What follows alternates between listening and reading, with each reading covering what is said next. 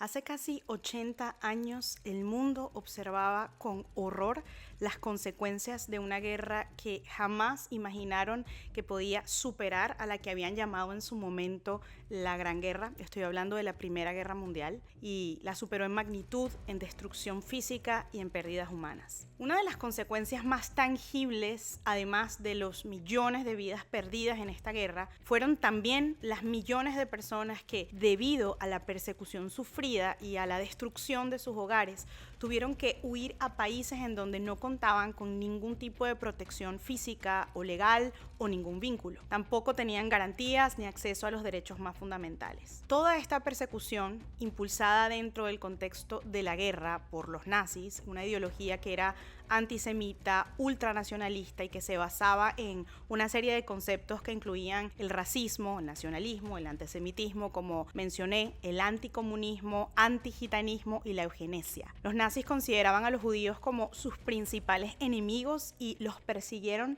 sistemáticamente, acabando cruelmente con la vida de millones de personas pertenecientes a esta religión. También persiguieron a quienes los apoyaban o escondían, entre ellos muchos cristianos devotos, así como a otros grupos que consideraban una amenaza ideológica, como por ejemplo a los gitanos, a los testigos de Jehová y a las personas homosexuales, entre otros grupos. En este contexto, muchas de las personas que lograron escapar de ser llevadas a campos de concentración cruzaron fronteras internacionales buscando un lugar, un territorio que estuviese fuera del control de los nazis y las potencias del eje y gobernados por la coalición de los aliados. Muchas otras personas llegaron también a esos territorios al término de la guerra, luego de haber estado en esos campos de concentración y de haber sufrido los maltratos más crueles. Algunos países los rechazaron, otros los acogieron. Muchas personas también llegaron a territorios que se estaban reconstruyendo lentamente luego de la guerra. Era un contexto muy complejo para el mundo entero, pero el denominador común de la situación de cada uno, además del dolor y del trauma vivido, era que estas personas no tenían documentación que les permitía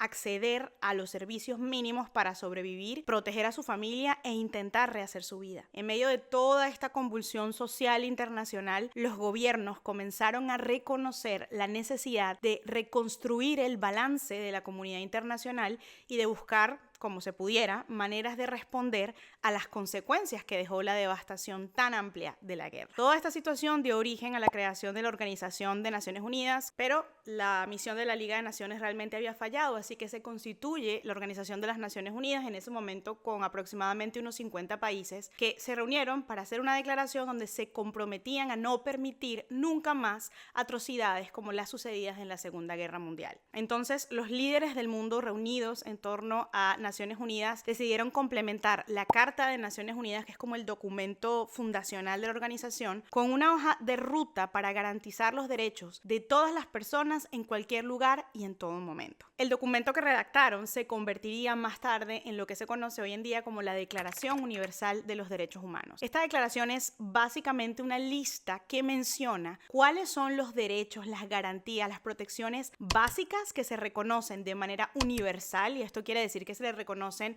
a toda persona, en todo lugar, a cualquier miembro de la raza humana. Es como un acuerdo donde el mundo dijo, estos son los mínimos de protección de derechos a toda persona perteneciente a la raza humana. En esta ocasión, porque tengo mucho que decirles en este video, no voy a profundizar en ello, pero si tienen preguntas, porfa, déjenmelas en los comentarios. Lo que quisiera mencionar es que esto no quiere decir que fue hasta 1945 cuando a alguien se le ocurrió que todos los seres humanos deberían contar con el reconocimiento de un mínimo de derechos. Realmente los derechos humanos, aunque fueron en la historia moderna instituidos de esta manera en 1945, tienen antecedentes milenarios, desde tiempos inclusive previos al Imperio Romano, aunque el Imperio Romano nos da una buena referencia de esto con su Jus Gentium, la civilización en Mesopotamia e inclusive, muy interesante, en leyes hebreas antiguas. En los sistemas jurídicos de estas civilizaciones ya existía el concepto quizá muy incipiente de reconocer derechos mínimos comunes a todos los seres humanos, inclusive a quienes no eran ciudadanos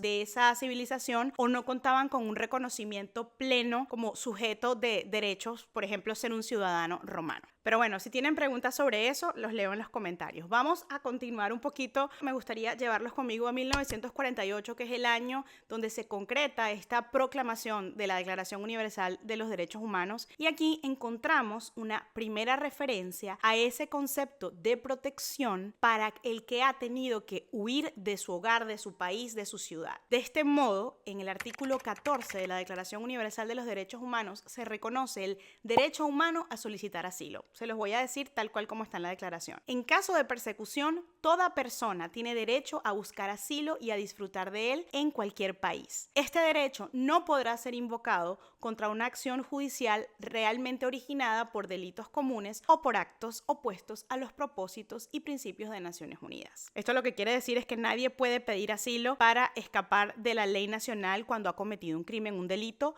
por el que tiene que pagar, por el que tiene que ser procesado y penalizado. Una de las razones que impulsó que se incluyera este derecho al asilo en la Declaración Universal de Derechos Humanos fue la necesidad tan urgente que tenían millones de personas de obtener seguridad y un nuevo hogar en otro lugar. Debido a las circunstancias de su escape y la configuración geopolítica de ese entonces, porque, digamos, el mayor problema se encontraba en Europa, estas personas tenían que huir a distintos lugares para rehacer su vida y para eso necesitaban protección, lo que se llama protección física y protección jurídica. Todo esto hacía necesario que pudieran ser incluidos dentro de un sistema donde tuvieran cosas como identificación, acceso a derechos básicos, salud, educación, alimentación y servicios similares a los de las personas que son nacionales y hacen su vida en ese país. Imagínense tener que huir del país donde naciste o siempre viviste, donde habías hecho toda tu vida y tener que huir para salvaguardar tu vida, quizá dejando personas amadas que no lo lograron, que sí murieron atrás, y llegar a este país. Puede ser completamente solo o puede ser con hijos pequeños o con tus padres mayores o con otros familiares. Además, acarreando todo este trauma de lo que has vivido y llegando a este país sin documentación, quizás sin hablar el idioma, necesitando acceso al trabajo, acceso a la educación, probablemente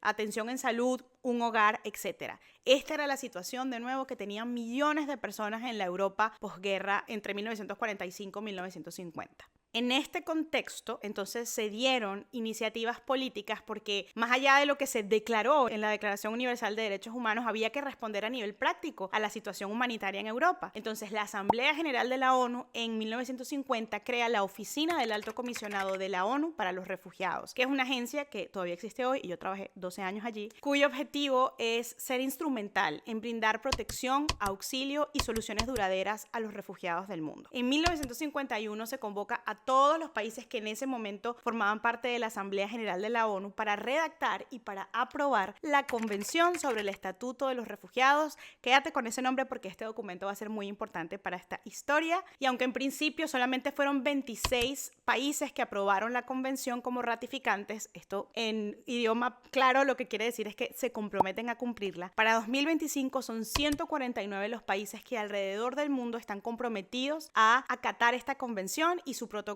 de 1967, del que te cuento ahorita un poquito más adelante. Así que, explicado muy rápidamente, en el 51 se redactó esta convención para responder a la crisis generada por la Segunda Guerra Mundial, específicamente de los refugiados de Europa víctimas de este conflicto. Con el paso del tiempo se hizo evidente que el derecho a solicitar el tipo de protección que daba el asilo era necesario, lamentablemente, para muchas otras problemáticas del mundo. Así que en el 67 se redactó un protocolo, es decir, un documento anexo a la convención que lo que hizo fue universalizar este derecho y decir que todas las protecciones que aparecen en la convención del 51, que les dejo el link en la caja de descripción, van a aplicar a cualquier situación, cualquier víctima de cualquier persecución, no solamente a las víctimas de la Segunda Guerra Mundial. Entonces, toda persona que se encontrara en una circunstancia de persecución era un refugiado y merecía protección. Aunque podríamos pasar literalmente años, y no estoy exagerando, analizando lo que implica este concepto y todos los tecnicismos jurídicos, porque de aquí se desarrolló toda una rama del derecho y de la protección internacional, que fue lo que yo estudié y lo que me especialicé en la maestría y en lo que trabajé. Lo que quiero que sepas hoy, a los efectos de la conversación tan interesante que tendremos, es que más allá de que claro que había intereses intereses políticos en ese momento, esta definición de quién es un refugiado y la protección que se le daba fue creada para que todas las personas que sufrieran una amenaza a su vida y a sus derechos fundamentales pudieran estar a salvo, pudieran tener una opción más allá de perder su vida o de perder sus libertades fundamentales. Y esto se hace yendo a otro territorio y solicitando asilo, solicitando la condición de refugiado. Creo que una buena forma de ilustrarlo es pensarlo como una suerte de adopción. Por ejemplo, cuando un niño, por diversas razones, no cuenta con padres o cuidadores naturales o de su familia que puedan hacerse cargo de su situación, de su cuidado, de velar por él y de todo lo que necesita un niño los primeros 18 años de su vida, el Estado permite que haya personas que suplan este cuidado y pasen a ser ahora los padres, los tutores, la familia, los responsables por este niño. Esto es básicamente lo que sucede con el asilo. Por cierto, cuando digo asilo me estoy refiriendo a refugiados. Después les hago una explicación allí técnica que no es correcto decir refugio, sino es asilo, el nombre del derecho, y refugiado es la condición que otorga el derecho al asilo o cuando a una persona se le reconoce su derecho a recibir asilo. Y bueno, un poco aquí el punto es que la protección a los refugiados nació entonces de un sentido de solidaridad internacional y de socorro humanitario a los más vulnerables. De nuevo, más allá de la política existente, que bueno, eso es algo que siempre está, porque el mundo vio que era absolutamente necesario. Ok, aunque fue un poco rápida para mi gusto, te prometo que hasta aquí te dejo la clase de historia de bachillerato que acabo de dar, pero realmente me parecía muy importante empezar este video pudiendo ponerlos en contexto de por qué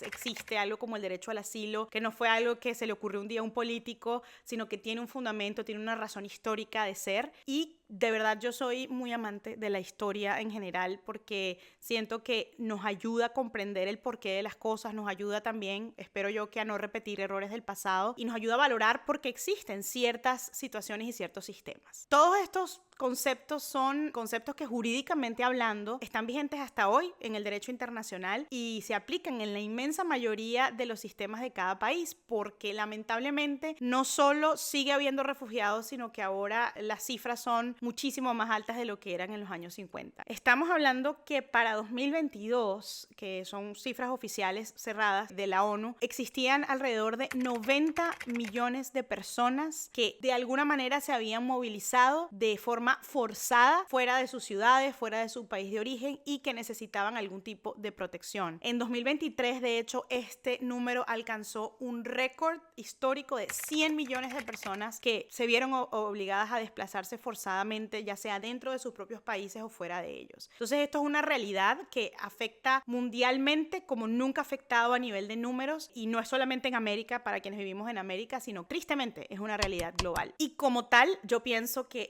es una realidad que debe importarnos a todos los creyentes, a absolutamente todos los creyentes, sea que de repente tú no estés muy familiarizado con el tema. Yo no creo que todo el mundo tiene que ser como yo, que bueno, que eso fue literal lo que estudié en la universidad y en la maestría y lo que trabajé. Ese fue el tema que a mí siempre me llamó la atención, pero sí creo que como creyentes tenemos que ser conscientes de estas realidades que tan masivamente afectan al mundo, porque lo más probable es que tú conoces a alguien que ha pedido protección internacional, que estás cerca de alguien que está en esa situación o quizá te ha tocado a ti vivirla. Pero más allá de esos vínculos de me tocó a mí o le tocó a mi familia, esos vínculos que nos generan empatía, yo creo que aunque no conozcamos a nadie que esté pasando por eso, es una realidad que 100 millones de personas alrededor del mundo se vieron forzadas a movilizarse fuera de sus hogares por situaciones ajenas a su voluntad. Yo sé que te acabo de dar como un paseo histórico un poco con muchos términos y con muchas fechas, pero no te dije a ciencia cierta quién es un refugiado, porque es importante saber esto para también diferenciarlo de quién no es un refugiado, porque obviamente no toda persona que deja su país de origen es un refugiado. Y de verdad que esta es una de las partes, y les pido disculpas si me pongo un poco intensa, pero es uno de los temas que más me apasiona y más me apasionó en mi estudio, y es ahondar en qué significa este concepto. Obviamente lo voy a hacer muy superficialmente porque no los quiero aburrir demasiado, pero creo que vale la pena que ahondemos en lo que significa este concepto.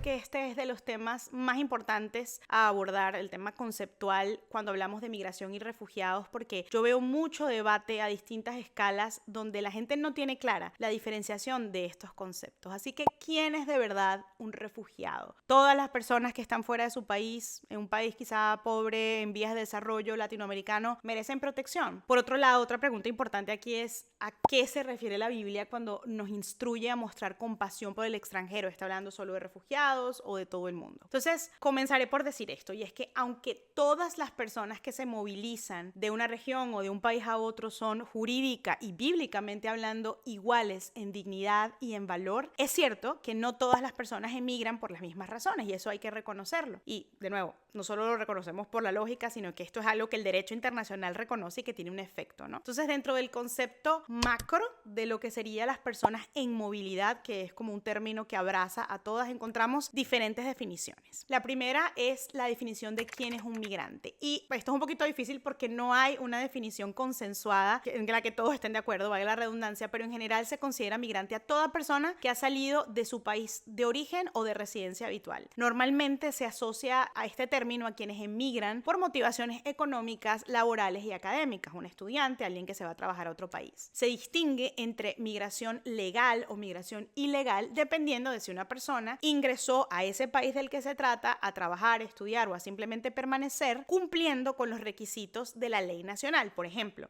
si te vas a trabajar, pues te fuiste con una visa de trabajo. Si te vas a estudiar, lo mismo. Ahora, en contraste con esto, ¿quién es un refugiado o un solicitante de asilo y qué lo diferencia de este concepto tan amplio? Este concepto sí está bien regulado y bien descrito de manera súper específica en el derecho internacional, como algo así como para que no nos equivoquemos, para que no haya lugar a dudas, y la mayoría de las leyes nacionales en los países lo tienen también definido de la misma manera, y es toda persona que debido a temores fundados de ser perseguida por raza, religión, nacionalidad, pertenencia a determinado grupo social o sus opiniones políticas, que se encuentre fuera de ese país de su nacionalidad o de donde siempre ha vivido y no quiera o no pueda acogerse a la protección de tal país a causa de esos temores de persecución, es un refugiado. Y cuando escuchen el término, que yo lo digo bastante y lo van a escuchar por ahí de repente cuando lean noticias, cuando hablamos de solicitantes de asilo, es toda persona que se encuentra en un procedimiento administrativo o judicial a la espera del reconocimiento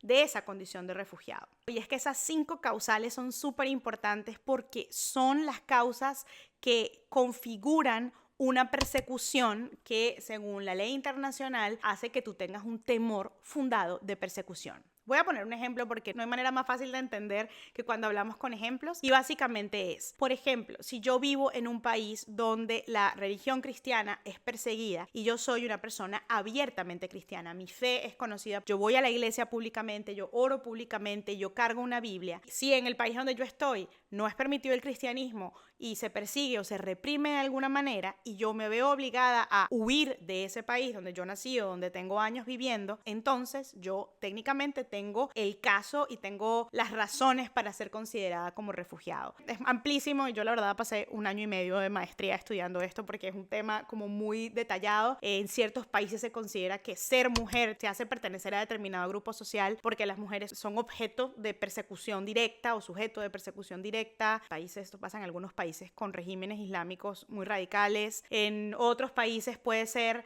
la raza, el color de la piel, esas características étnicas puede constituir una razón de persecución. Depende de lo que esté pasando, pero creo que estos ejemplos ayudan a ilustrar un poquito lo que trato de decir. En este punto quiero hacerte pensar en algo con la referencia a la definición de quién es un refugiado, y es que según esta definición oficial, Jesús, de niño, fue un refugiado, y esto lo encontramos en Mateo 2, del 13 al 5. La verdad, últimamente me ha llamado mucho la atención dentro de este debate de migración escuchar a muchas personas estadounidenses que enseñan la Biblia, que están un poco resistentes a todo lo que está pasando en ese país, que tienen problemas con el sistema de inmigración de Estados Unidos, y les he escuchado negar el hecho de que Jesús fue refugiado, como si yo pudiera manipular la verdad bíblica para decir, bueno, entonces Jesús no fue un refugiado y por ende yo realmente no debería considerar a los refugiados ni tratarlos con dignidad porque no es verdad que Jesús fue un refugiado, ¿no? Y a mí, como una persona que dedicó muchos años de su vida a estudiar y trabajar eso, y sobre todo como creyente, me dolió mucho el corazón ver, hay una publicación de un creador de contenido, yo la verdad lo seguía por cosas que me parecían interesantes que publicaba. Él se llama Honest Youth Pastor y él hizo como todo un caso que yo la verdad quise escribirle, pero no sé, no me entró el mensaje, que yo no entendí el caso que él planteó, diciendo algo así como que Jesús realmente no era un refugiado. Era como una forma de aplicar la realidad estadounidense a la situación de Jesús, ¿no? Entonces, no, Jesús no era un refugiado porque él viajó a Egipto y como realmente no cruzó una frontera internacional porque Egipto era parte del mismo imperio de romano que Judea. Y bueno, realmente eso es como estirar demasiado los argumentos, porque la verdad, aunque es cierto que esas provincias habían sido tomadas por el imperio romano, en esa época alguien que viajara de Jerusalén a Egipto sí se movía entre dos territorios que eran administrativamente distintos, y era además para escapar de una persecución donde Jesús técnicamente era parte de un mismo grupo social. O sea, si yo fuese a hacer un análisis del caso de Jesús como refugiado, lo calificaría ahí. Por cierto, es que ese era mi trabajo, como escuchar las historias y hacer el análisis jurídico de si esa persona encajaba en la definición de refugiado o no. Entonces, o sea, no podía dejar de mencionar este tema porque quiero que tengamos cuidado cuando el debate se torna tan político y los cristianos y los conservadores se meten en ese debate. A veces se comienzan a usar argumentos que realmente no son bíblicos, ¿no? Yo me puse un poquito a investigar porque también no quería como ser soberbia, ¿no? Y decir, no, es que yo tengo razón y esta persona no. Y dije, ¿será que yo he estado equivocada toda mi vida? Y me puse un poco a investigar y realmente sí. O sea, si Jesús con su familia al cruzar de Judea a Egipto tenías que pasar puestos de control militar, tenías que pasar estaciones de impuestos y presentar documentos oficiales que eran requeridos, ¿no? Entonces afirmé lo que siempre para mí ha sido muy obvio según la Biblia y de lo que el mismo Señor habló. Y ahorita cuando nos metamos en la parte bíblica, vamos a encontrar de qué habló la palabra de Dios y Jesús mismo acerca del trato al extranjero. Y bueno, en un rato más voy a hablar de lo que me preocupa como creyente, de esta tendencia de muchos estadounidenses cristianos que están preocupados por las políticas migratorias de su país, pero les termina haciendo como deshumanizar al refugiado y borrar el mandato que tenemos en la Biblia de mostrar compasión al extranjero. Y yo creo que eso es debido a sus miedos y a sus reservas relacionadas con su propio sistema de inmigración. Pero realmente eso es un problema político que tienen los Estados Unidos que no nos puede hacer ignorar el mandato bíblico. También hay otros conceptos relevantes que a hoy sí que no voy a tener forma de abundar en ellos y de explicártelos, pero está el concepto de una persona que es apátrida, tiene la condición de apatridia, que es que ningún estado le reconoce nacionalidad, personas desplazadas internamente, que esto fue algo que pasó muchísimo en Colombia desde los años 80, que se mueven y se ven forzadas a huir de su ciudad, pero siguen dentro de un mismo territorio. Y bueno, otros conceptos como los refugiados subclass, son personas que cuando se movieron a un sitio técnicamente no eran refugiados, pero luego ocurren circunstancias en su país de origen que hacen que se conviertan en refugiados. Yo no sé si ustedes vieron la película El Terminal, La Terminal con Tom Hanks. Él es una especie de refugiado subclass. Y también otros conceptos que quizá hayas escuchado un poquito más que están relacionados, que es el tema de las víctimas de trata de personas y de tráfico de migrantes. Todo esto está muy relacionado y a veces son historias y condiciones que se cruzan, pero por ahora me voy a limitar a referirme a las definiciones que acabo de hacer, porque es que esto no va a ser una clase de derechos humanos, sino yo creo que una conversación informativa. El punto aquí para superar el tema de los conceptos es que debemos recordar que todas las personas, tengan el estatus que tengan, merecen ser tratadas con respeto y con dignidad. Y esto es una visión completamente alineada a la verdad bíblica y a la verdad del evangelio. Y esto no quiere decir además que yo no tome en cuenta la necesidad de cumplir la ley. No estoy aquí pintando un mundo de arcoíris y de perfección donde hay que abrazar a todo el mundo y dejarlo entrar sin ningún requisito. Tengo que decir ya en este punto del video que yo no abogo por eso. Creo que el primer deber cristiano es querer hacer las cosas bien y cumplir con la ley, y ya vamos a hablar de eso. Pero ciertamente al abordar este tema creo que es importante recordar que siempre estamos hablando de personas que han sido creadas a la imagen y semejanza de Dios, son portadoras de su imagen, y por eso tenemos que pensar acerca de todas las personas, por difícil que sea en algunos casos, con respeto y con dignidad. Pero es cierto, como les decía, que debido a estas diferencias conceptuales, a las razones que impulsan a una persona a moverse de un lugar a otro, no todas necesariamente cuentan con los mismos derechos en el área migratoria. Hay beneficios que una persona que ha sido reconocida como refugiada puede exigir que otra, como migrante económico, no puede.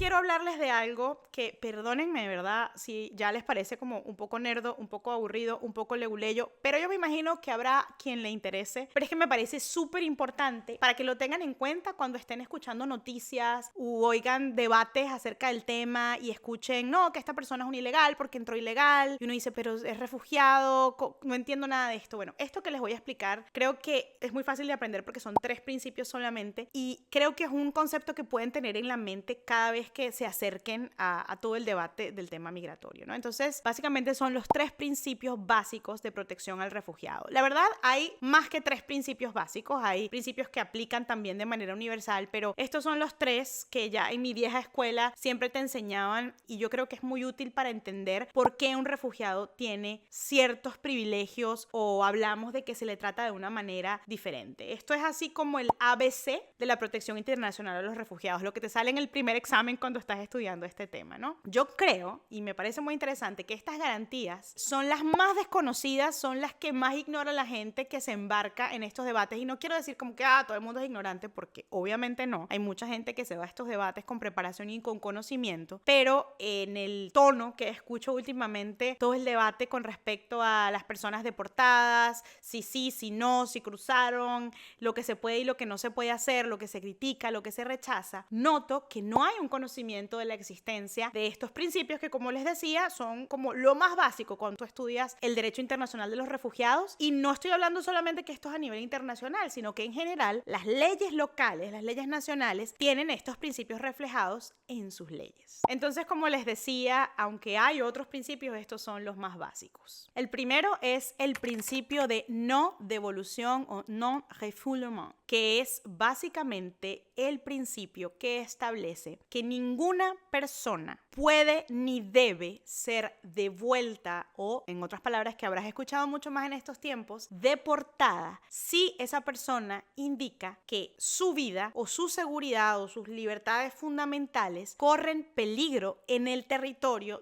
a donde va a ser devuelto, aunque sea su país de origen. Por ejemplo, si yo vengo huyendo de la horrible guerra de Ucrania y llego a Italia, en teoría yo no debería, independientemente de los procedimientos que yo haya logrado hacer, de lo que se me haya reconocido, de lo que no haya logrado probar aún, es un hecho público, notorio, comunicacional, que hay una guerra en Ucrania donde no hay seguridad. Entonces, si un Estado, por ejemplo, este ejemplo de alguien que llegó a Italia, devuelve o hace retornar o deporta a una persona a Ucrania, está violando el principio de no devolución, porque está un Estado poniendo de manera intencional en peligro a esa persona que había logrado huir de ese peligro. Obviamente esto tiene muchos matices porque no siempre los países de donde se huye están en guerra, como por ejemplo mi país Venezuela, que tiene una situación súper compleja, y viéndolo objetivamente, Venezuela, el caso de estudio de Venezuela es un caso súper complejo para esta rama del derecho, pero creo que, bueno, se resume el concepto en que no se debe, ningún Estado debe deportar a una persona a un sitio donde su vida y su seguridad corren peligro. El segundo principio es mi favorito en este tiempo. No es que, bueno, ¿cómo vas a tener un principio favorito, Clara? Pero ustedes me entienden. Pero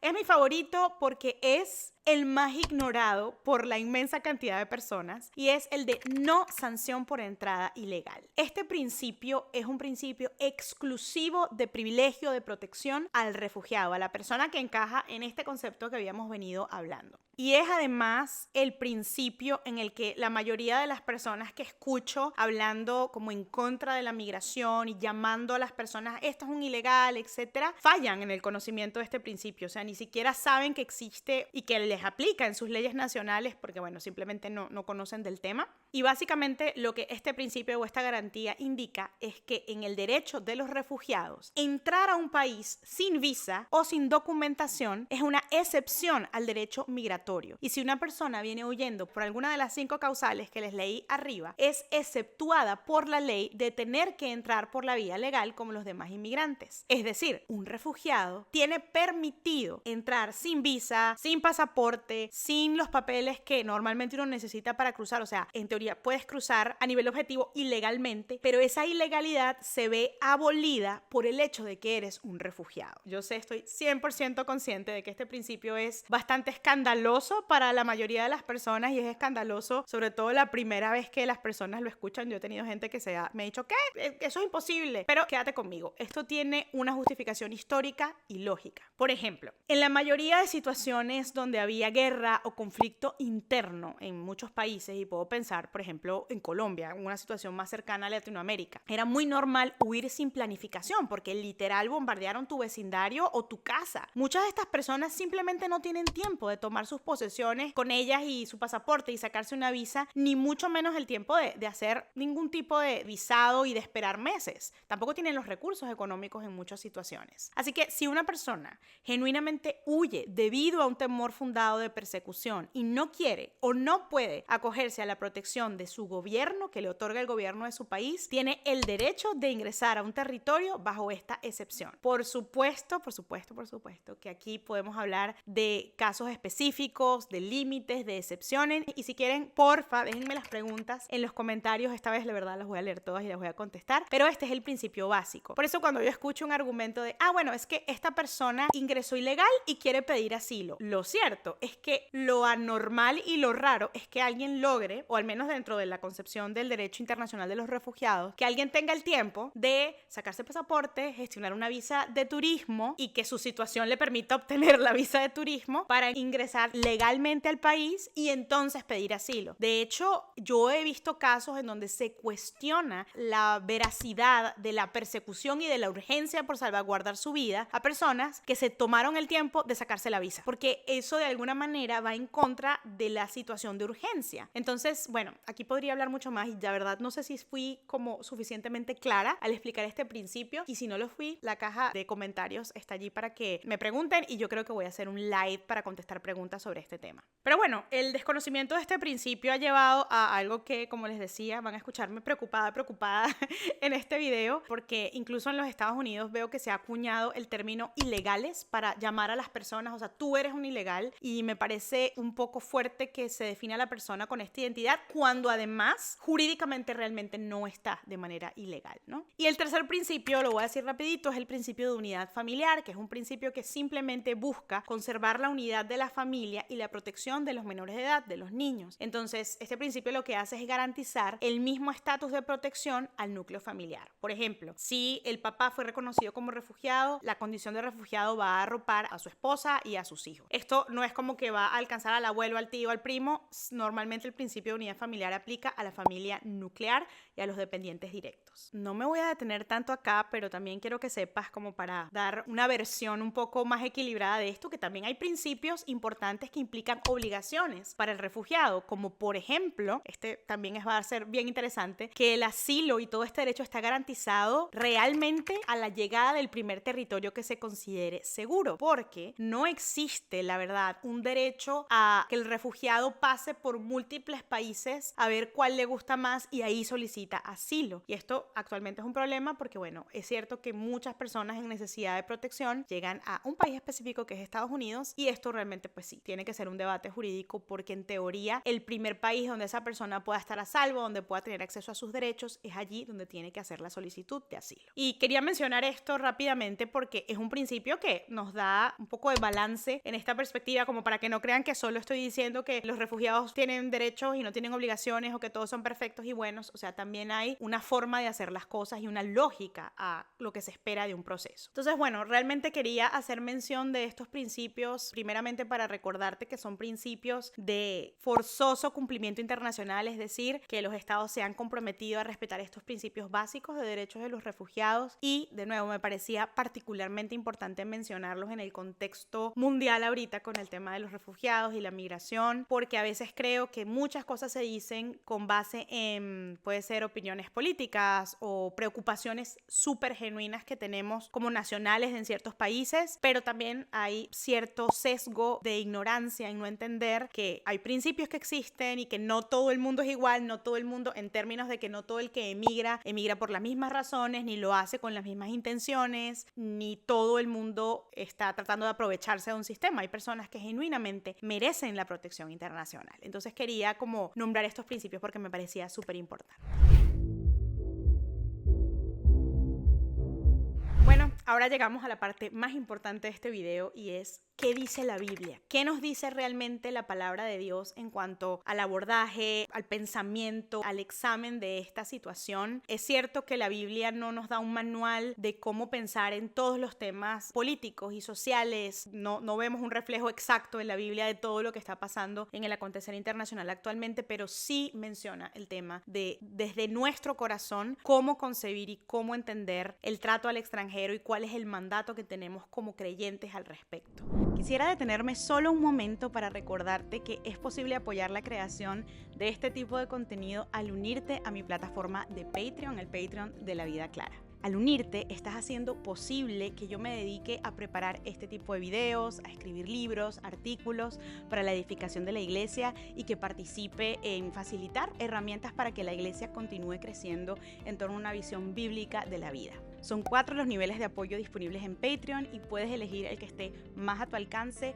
o el que más se acerque a lo que te gustaría comprometerte y recibir sus beneficios. Quisiera recordarte que al convertirte en Patreon vas a tener acceso a todo esto que sale en pantalla, canal exclusivo de Telegram, encuentros de Zoom, descuentos o acceso gratuito a mis cursos, acceso al podcast exclusivo Darnos Vida, respuestas a tus mensajes directos y de verdad muchísimos más beneficios que tienes que ir a revisar en la página de Patreon, y además es una gran oportunidad de apoyar este ministerio y de seguirme dando el privilegio de poder servirles de esta forma. Muchísimas gracias por considerarlo y continuemos con el video. Y bueno, la verdad, perdón que me tardé tanto, pero para mí era muy importante darles un contexto histórico y luego un contexto con detalles jurídicos con respecto a la protección de los refugiados, porque creo que partiendo de esos conceptos podemos aplicarlos mucho mejor a los mandatos bíblicos y tener una idea más cercana a la verdad de por qué existen formas y beneficios para proteger a las personas que emigran, específicamente las que son refugiadas. Y al combinar eso con los principios bíblicos, creo que tenemos unas conclusiones bien importantes y bien interesantes que deben ser cada vez más debatidas en la iglesia. Sí, muchos de nosotros tenemos opiniones y posiciones políticas y yo creo que eso es valioso, es necesario. A mí me emociona ver y procurar que el cristiano tenga estos pensamientos políticos, que se forme sus propias opiniones, que no solamente repita como un borrego lo que le oyó en la noticia o lo que dijo un pastor específico,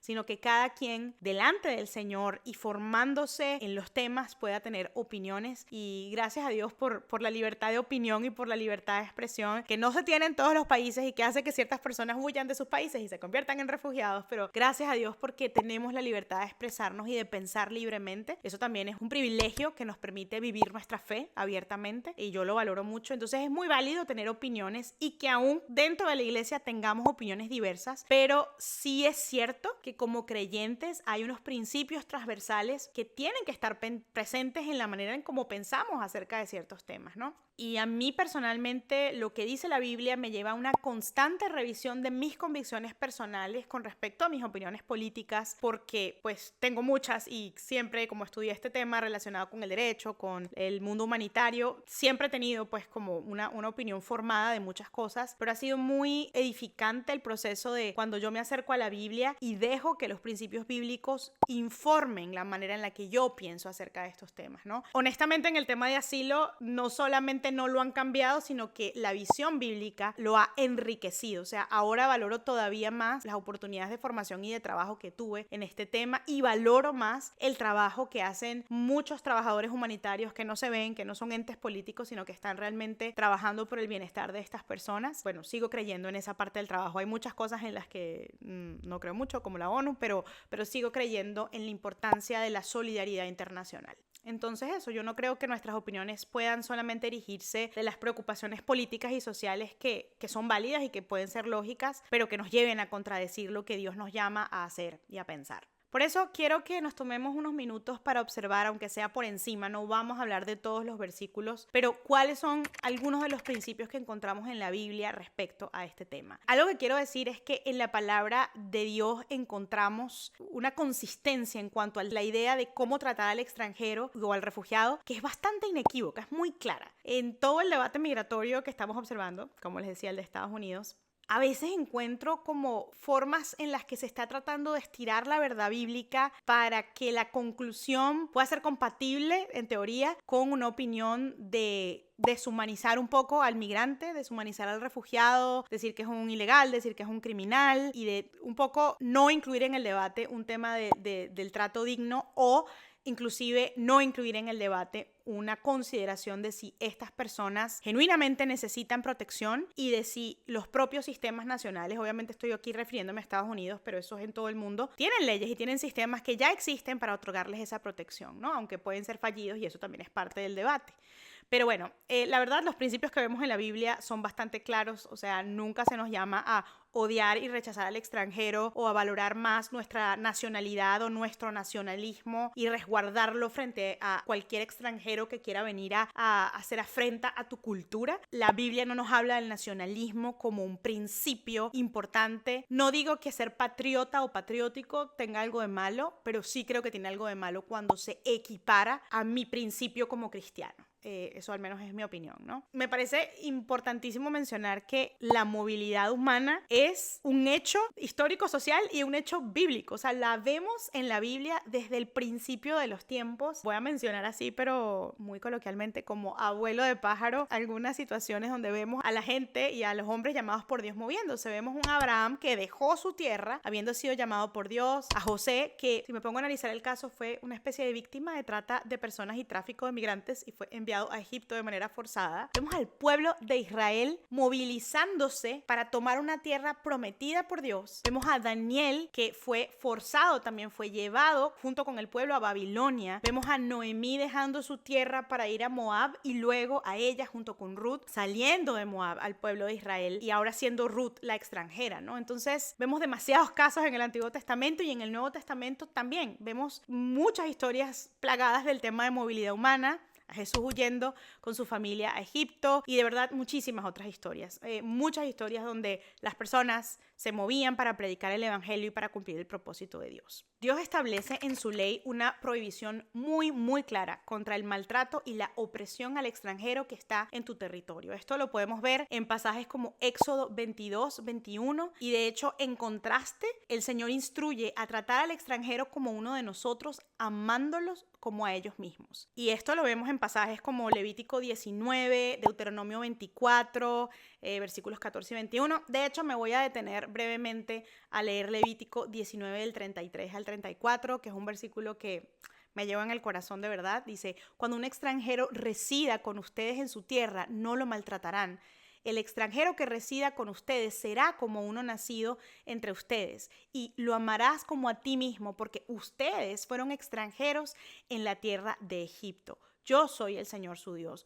No harán injusticia en los juicios, ni en las medidas de peso, ni de capacidad. Voy a mencionar esto muy rápidamente, pero no quiero ser malentendida y creo que es un punto muy importante y es que este principio no nos está diciendo simplemente abran las puertas, que no haya fronteras internacionales, que todo el mundo vaya donde quiera ir, que no se cumpla ningún tipo de proceso jurídico. No está diciendo eso este principio bíblico. Es cierto que este principio bíblico tenía difícil ponerse a considerar los procedimientos jurídicos modernos porque no existían, aunque sí había algunos procedimientos como les describí en la parte histórica, pero nos está exhortando a mirar por encima de eso. Lo que nos está diciendo es, si tú como creyente te encuentras frente a una persona que está en esa situación, recíbelo como uno de los tuyos, ámalo, porque hay un punto, primero porque ese es Dios, un Dios compasivo, un Dios de justicia, un Dios cercano, pero además está diciendo, te recuerdo, Israel, que tú fuiste extranjero en una tierra. O sea, tú puedes identificarte con ellos y literal el principio, ¿no? De trata a otros como tú deseas ser tratado y de amar al prójimo. Y también me parece interesante que les exhorta a hacer los procedimientos con justicia,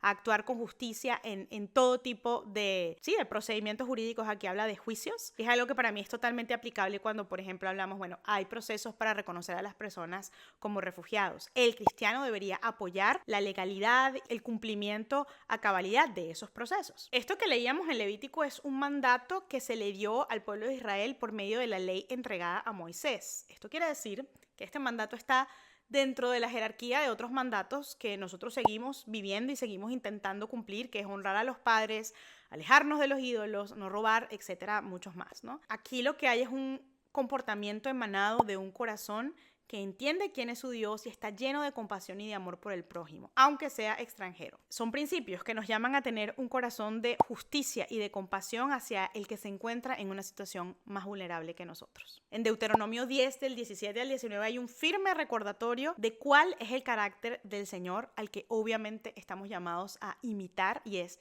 Él hace justicia al huérfano y a la viuda y muestra su amor al extranjero dándole pan y vestido. Muestren pues amor al extranjero porque ustedes fueron extranjeros en la tierra de Egipto. Fíjense que este recordatorio del carácter de Dios viene inmediatamente con una exhortación a actuar, a mostrar amor y compasión al extranjero. Si del Nuevo Testamento se trata, vemos un versículo muy claro donde Jesús se compara a sí mismo con la figura del extranjero e indica que como tratemos al prójimo y al extranjero es una respuesta directa a cómo respondemos a él. Y esto está en Mateo 23:35 cuando dice, porque tuve hambre y me dieron de comer, tuve sed y me dieron de beber, fui extranjero y me recibieron. Y ya como para terminar y darte un paseo por toda la Biblia, aunque por supuesto no hablé de todos los versículos que aplican, encontramos en Hechos 17, 26 al 27, un pasaje que nos recuerda que Dios es soberano sobre las fronteras de las naciones y que las establece con el propósito de que las personas se encuentren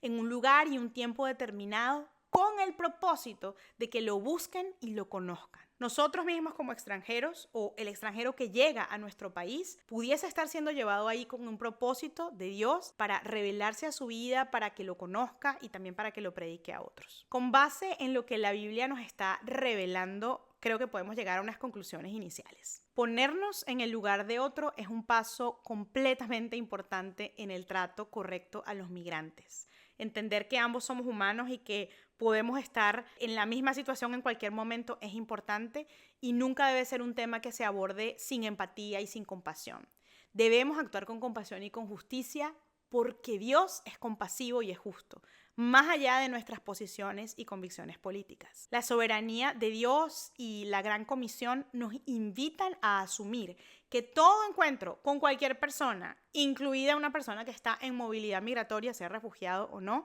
es una oportunidad para compartir el evangelio, porque esa persona, y yo lo sé y tú lo sabes quizás si también te has movido de tu país, está en una situación más vulnerable que la persona original de ese país. Y claro, cuando pensamos en ese carácter justo del Señor, por supuesto que actuar en el mundo moderno de hoy con base en esa justicia implica que las personas también se tienen que atener a las leyes y a los procedimientos estipulados por los países, ¿no? Entonces voy a hablar un poco más de eso hacia el final de este video, pero creo que cada cierto tiempo me toca repetir que nada de estos principios implica una desobediencia a la ley o un aprovechamiento de los sistemas o bueno, vamos a ser compasivos con todo el mundo y vivir en un mundo de mentira y de idealización, porque no es así. Pero sí creo que el principio, el recordatorio preponderante en todo el principio bíblico es ámalos, trátalos con compasión, considéralos, son tu prójimo. Tú fuiste como Israel, tú fuiste uno de ellos y yo también pensaría, o sea, en cualquier momento, con cómo funciona el mundo, cualquiera de nosotros se puede convertir en una de estas personas que necesita este tipo de protección especial. La compasión y la justicia no implican actuar con excesiva permisividad ni avalar comportamientos criminales e ilegales. Eso es otra de las cosas que los cristianos tenemos que rechazar constantemente. Entonces, no es necesario llegar a los extremos para validar nuestros argumentos. Actuar conforme a los procedimientos es bueno y es necesario, así como comprender las circunstancias únicas que impulsan a una persona a emigrar. El punto es que una vez que nos encontremos con ellos, tenemos que actuar con esa justicia, con esa compasión y con amor.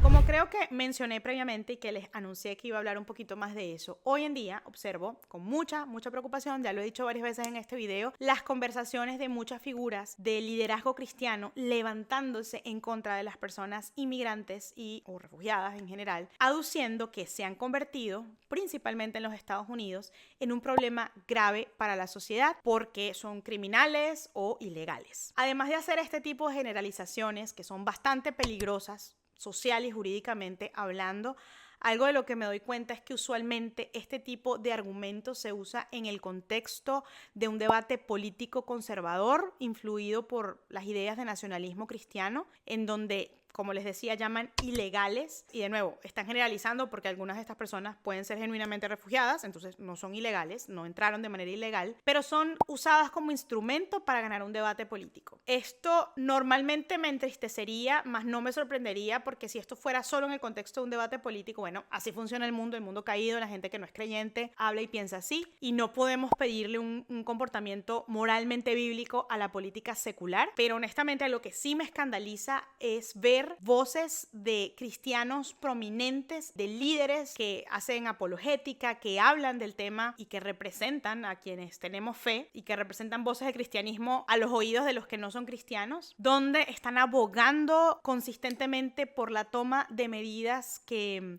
no solamente son violatorias de muchos derechos humanos, sino que no tienen ninguna consideración de que en su territorio hay personas con necesidades legítimas de protección internacional, a quienes ellos, como cristianos y como además personas públicas cristianas, están llamados a considerar como su prójimo, tratar con dignidad, con respeto y con justicia. A veces pareciera que consideran que los únicos cristianos a los que les aplica la Biblia son los que nacieron en Estados Unidos o tienen una green card. Esto me parece un abordaje que en el contexto de las últimas elecciones de Estados Unidos se volvió cada vez más popular entre cristianos. De hecho, a mí me rompió mucho el corazón de que muchas personas a las que yo normalmente escucho y de quienes aprendo en otras áreas, los vi alejarse tanto del principio bíblico de esta consideración por querer hacer un argumento a favor de un determinado candidato y porque están preocupados por una situación en su país. Eso es totalmente válido y legítimo viendo lo que está pasando, pero no creo yo que esta sea la solución. De nuevo, veía como muchos argumentos donde había tergiversación de la Biblia al decir, no, Jesús no fue un refugiado,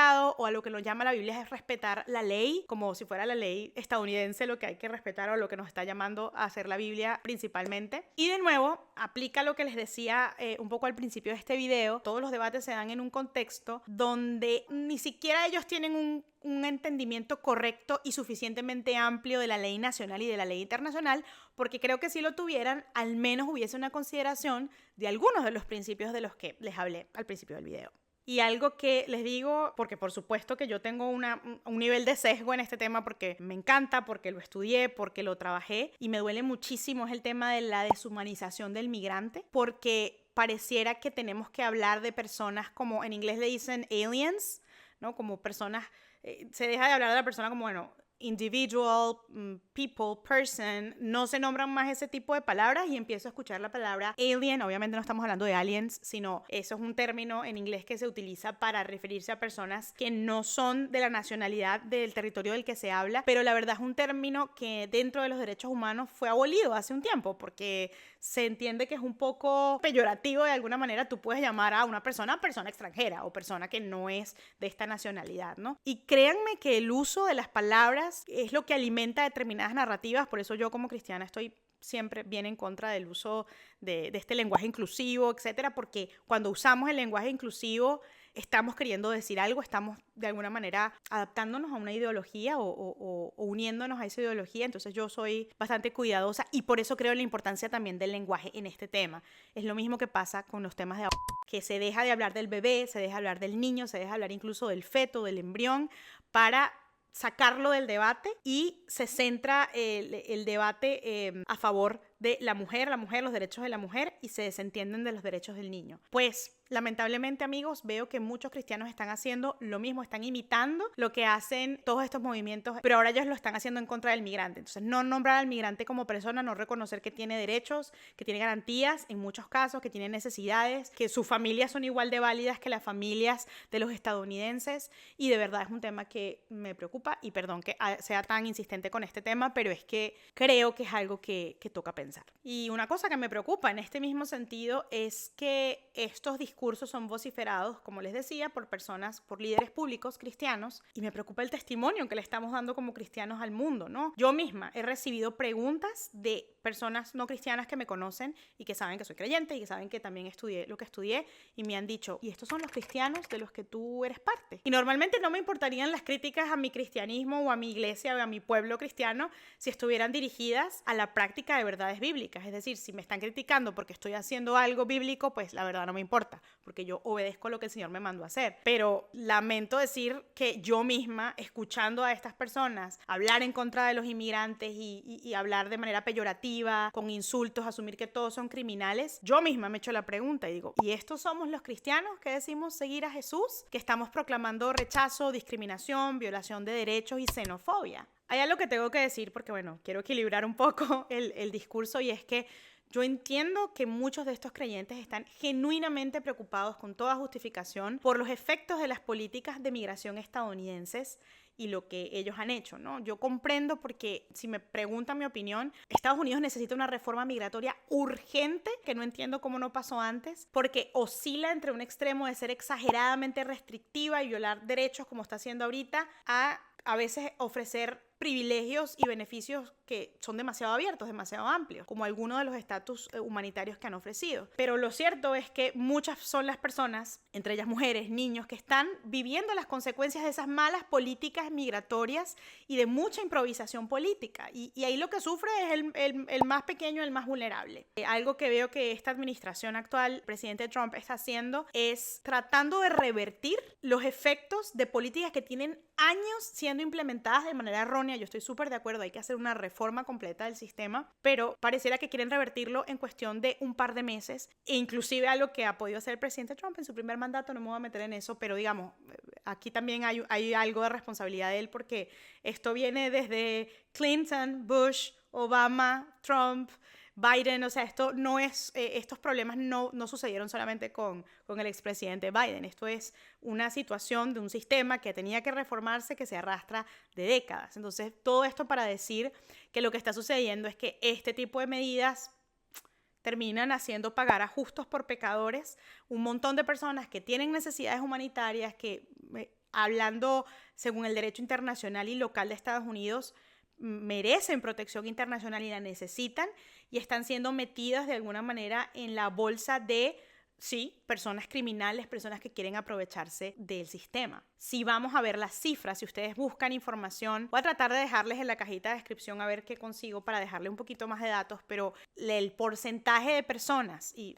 yo lo acepto, gran parte de esta problemática son personas de mi país, son personas de Venezuela, pero el porcentaje de personas que lamentablemente se han aprovechado del sistema y que han cometido actos criminales en los Estados Unidos sigue siendo muy, muy bajo comparado a las personas que realmente necesitan la protección. Entonces realmente se le ponen a pagar por un mal sistema que no funciona bien los platos rotos a personas que necesitan protección. Y en medio de eso, me parece muy difícil que seamos los cristianos que estemos abogando por tratar a personas con xenofobia, con calificarlos a todos como ilegales, como aliens o como criminales. Esto me parece una actitud que es muy triste, muy injusta y que honestamente siento que no es sostenible con la lógica y con la moral cristiana. Ya acercándonos hacia el final, la conclusión de este video, porque miren, tenía un guión escrito de muchas cosas y lo seguí, pero le agregué un montón de cosas porque de verdad para mí este tema, como ya es bastante evidente, es un tema subjetivo hasta cierto punto porque me toca el corazón, pero creo que les he compartido suficientes datos objetivos para que ustedes se formen su propia opinión y escuchen mis exhortaciones y bueno, desechen lo malo y retengan lo bueno como nos indica la Biblia, fórmense su propio criterio. Pero quiero hablarles un poquito desde mi experiencia laboral en este tema, ¿no? Que mi trabajo por muchos años fue entrevistar a las personas refugiadas o personas que querían solicitar la condición de refugiado y evaluar sus casos, evaluar cada aspecto de su historia,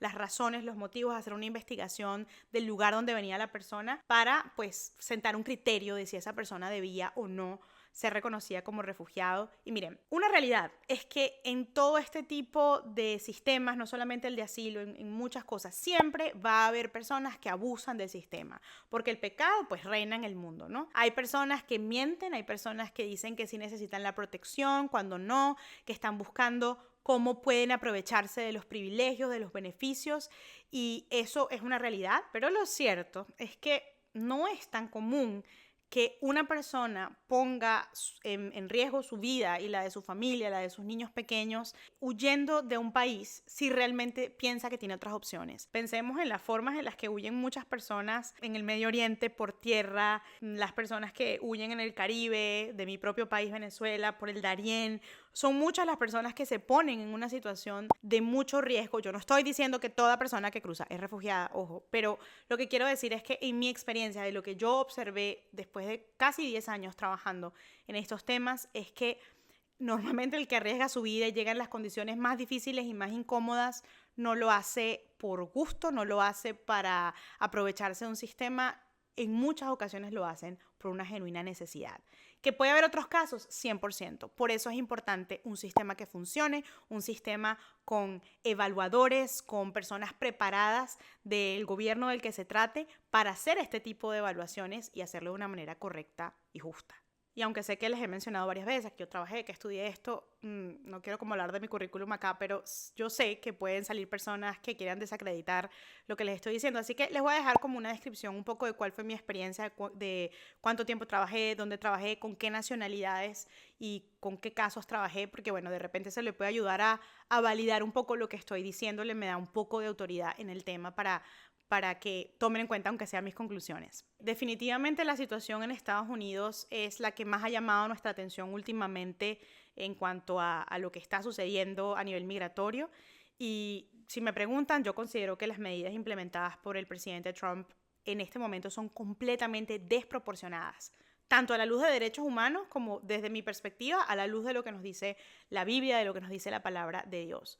Como les repito, no se trata de negar que las reformas migratorias son absolutamente necesarias, sino de reconocer que tiene que haber una forma mejor, una forma correcta de implementar cambios progresivamente sin que se dañe y que se hiera el más vulnerable. No voy a entrar en detalles en cada medida actual porque ahí sí el video sería de 3 horas, pero miren, yo no sé si uno llega a imaginarse el costo humano de una práctica como las deportaciones masivas, que no discriminan entre el que es refugiado, el que es más vulnerable, el niño y la persona que está realmente de una manera ilegal o que es un criminal. Se violan los derechos de un grupo grande de los vulnerables para castigar a una minoría culpable. Esto ha sido algo que los sistemas jurídicos en general han buscado evadir, no justificar una medida aplicable a un gran grupo de personas, tratando de justificarlo con que, bueno, porque quieres lograr castigar al que sí es culpable, pero como no lo encuentras y no sabes cuál es, entonces vas a castigar a todos. Yo no sé si nosotros podemos aquí dimensionar el trauma y el dolor personal de tantas familias que son genuinamente refugiadas, porque es que los conflictos y la persecución, lamentablemente en 2025, siguen sucediendo y siguen siendo reales, ¿no? Qué fuerte el trauma de ser revictimizado en ese contexto, de que te deporten o de que te persigan dentro del país donde tú crees que has llegado a obtener una protección. Creo que este es un punto en el que los cristianos deberíamos al menos reflexionar antes de apoyar como automáticamente este tipo de medidas por lo que escuchamos repetirse, ¿no? Como, bueno, pero es que si son criminales hay que deportarlos, o bueno, es que si entraron ilegal o son ilegales, pues simplemente, o sea, no hay nada que pensar. Está mal ser ilegal, entonces hay que deportarlos. Pero el tema es hacernos la pregunta, bueno, ¿cuándo es una persona realmente ilegal en este contexto? Porque una persona que realmente es vulnerable tiene que pagar la consecuencia de una decisión drástica de eliminar un programa humanitario, y ya les voy a hablar un poquito de eso ya para terminar. Es decir, son preguntas que yo creo que es útil hacernos. Y hay otras medidas, como les decía, que de verdad, de nuevo, como abogada, como persona que trabajó en este tema, pero sobre todo como cristiana, me tienen muy inquieta. Porque, bueno, son menos conocidas quizá que las deportaciones masivas, que de por sí ya me parecen unas medidas bien cuestionables, pero es la suspensión que se hizo al presupuesto de programas de asistencia humanitaria y social, que son programas que tienen años funcionando y que realmente impactan. Yo he visto cómo esos programas impactan la vida de personas, les ayudan a reiniciar su vida, a tener comida, que los niños tengan evaluaciones de salud. Es decir, son personas y son seres humanos, es nuestro prójimo,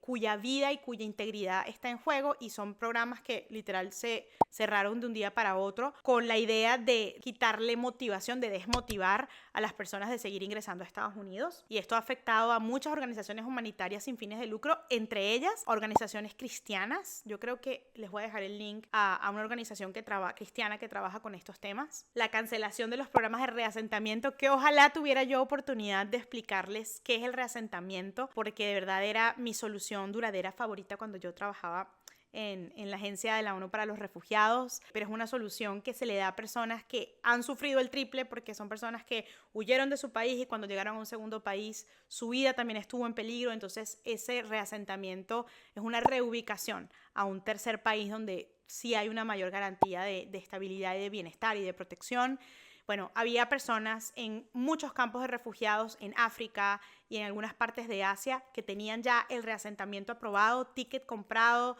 tenían una ubicación con una agencia humanitaria que les iba a apoyar en Estados Unidos, y esos reasentamientos fueron completamente cancelados. De nuevo, yo sé que pueden surgir muchas preguntas, pero eso es la descripción un poco del contexto. Y yo creo que el gran problema narrativo de esto es afirmar que estas medidas se están implementando, como les decía, en contra de criminales e ilegales, y por eso son buenas. Se está haciendo, como les dije al principio, una generalización súper peligrosa que de verdad contribuye a afianzar la desprotección de personas que necesitan este tipo de medidas y necesitan comenzar su vida de nuevo. Yo creo que un discurso de odio al extranjero, de discriminación, está totalmente fuera del llamado bíblico y como cristianos tenemos al menos la obligación, pienso yo, y el deber de preguntarnos, cuando yo pienso en estas cosas, cuando yo me dejo influenciar por un discurso xenófobo, con un discurso de discriminación, ¿estoy pensando con la mente de Cristo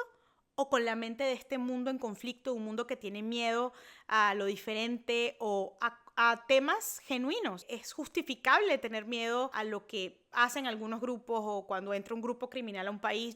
Claro, hay que temerlo y hay que poner medidas y hay que hablar en contra de eso, pero no puede influir en cómo pienso con respecto a un tema tan global como la migración.